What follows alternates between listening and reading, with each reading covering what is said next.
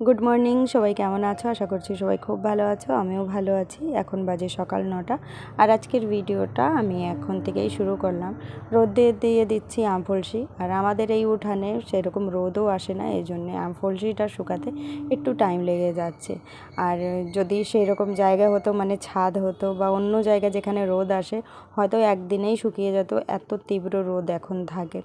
তারপর পূজা রেখেছিল মাছ, তো ও 2 টাইপের মাছ কেটেছে আর পুঁটি মাছটা আমাকে দিয়েছিল কাটার জন্য, কারণ একা ও অত মাছ কেটে পারছিল না। মাছগুলোকে কেটে যে ধুন্দুলের আগা নিয়ে আসলাম, এটা দিয়েই আজকে পুঁটি মাছটা রান্না করব।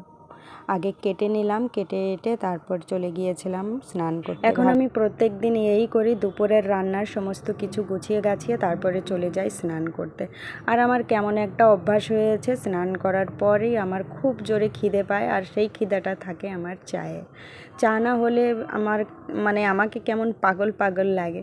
তো পূজা একটা টিফিন তৈরি করেছিল আটা দিয়ে, পেঁয়াজ দিয়ে, যেটা খেতে হেভি টেস্টি হয়েছিল, চার সাথে তো একদম জমে গিয়েছিল।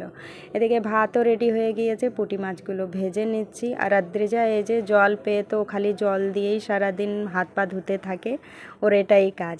আর এই ধুন্দুলের তরকারিটা আজকে আমি রান্না করেছিলাম রাঁধুনি ফোড়ন দিয়ে। শাকের বেশিরভাগ তরকারি আমি রাঁধুনি ফোড়ন দিয়েই রান্না করি, আমার কাছে খুব ভালো লাগে। সিম্পলভাবে এই তরকারিটা করেছিলাম, খেতে হেভি হয়েছে। আর রান্না করেছিলাম আমি এই যে আমের টক চিনি ছাড়া।